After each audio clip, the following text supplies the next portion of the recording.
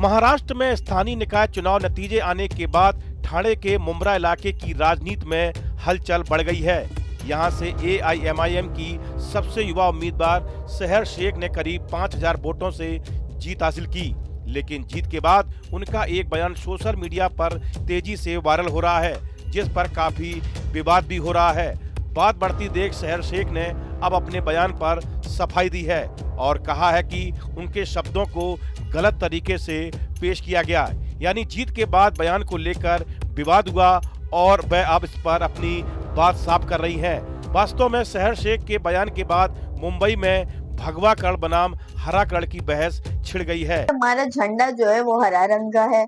अगर मेरा झंडा येलो होता, ऑरेंज होता, भगवा होता तो फिर मैं अपने झंडे का वो कलर बोलती, बट क्योंकि मेरा झंडा फॉर्चुनेटली हरा है तो मैं हरा रंग रंगना चाहूंगी मुमरा में। मैं फिर से ये बोलूंगी। और ये पार्टी लेवल पॉलिटिक्स पे बात की गई थी। अब इसको ऑपोजिशन ने रिलीजियस पॉलिटिक्स जो वो खेलते हैं ना, उन्होंने इसको कम्युनल पॉलिटिक्स बना दिया। ये किसी कम्युनिटी से कोई कलर का लेना देना नहीं है।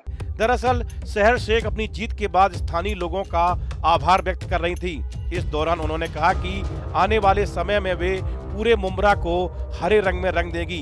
उनके इस बयान और विरोधियों को लेकर दिए गए कैसे हराया वाले जुमले की चर्चा पूरे ठाणे जिले में हो रही है। सहर शेख ने कहा कि आने वाले 5 साल बाद इलेक्शन में उनको इससे भी बड़ा मुंह तोड़ जवाब देना है।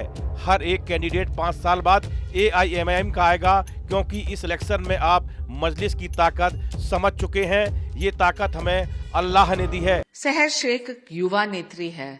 एमआईएम की नगर सेवक मुंब्रा में कहती है कि वो ग्रीन बना देगी मुंब्रा को।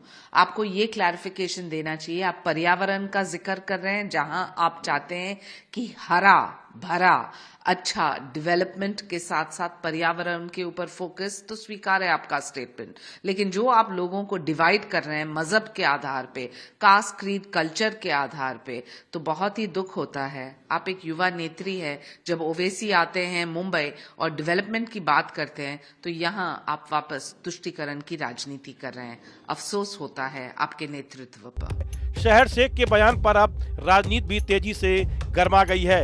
मामला बढ़ा तो बिना देरी किए शिंदे की शिवसेना ने करारा जवाब देते हुए इशारों में चेतावनी भी दे दी। शिवसेना की प्रवक्ता शाइना एनसी ने कहा कि एआईएमआईएम तुष्टीकरण की राजनीति कर रही है, जो किसी भी सूरत में स्वीकार नहीं होगी।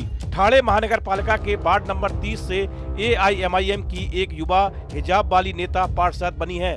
सहर शेख के पिता यूनुस शेख और शरद पवार गुट के नेता जितेंद्र आभाड़ के बीच अनबन किसी से छिपी नहीं है। अपनी बेटी की जीत के बाद यूनुस शेख ने कहा कि अल्लाह ने हिजाब वाली बेटी को पूरे भारत में फेमस कर दिया। पिता और बेटी दोनों का ही वीडियो वायरल है।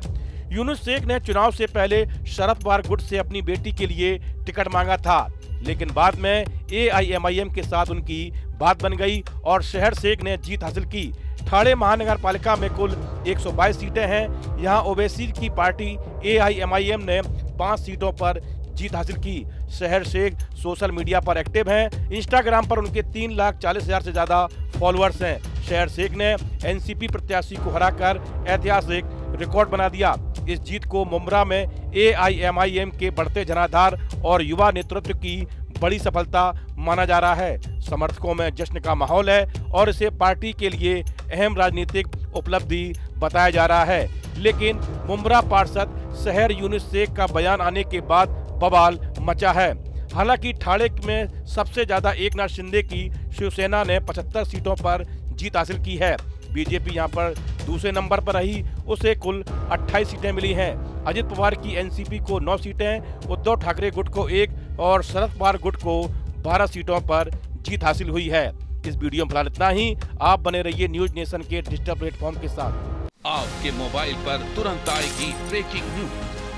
स्क्रीन पर सबसे पहले दिखेगी बड़ी खबर। देश दुनिया की हर खबर एक जगह। अब आपके मोबाइल पर तुरंत फटाफट इंस्टॉल कीजिए न्यूज नेशन ऐप और रखिए खुद को अपडेट।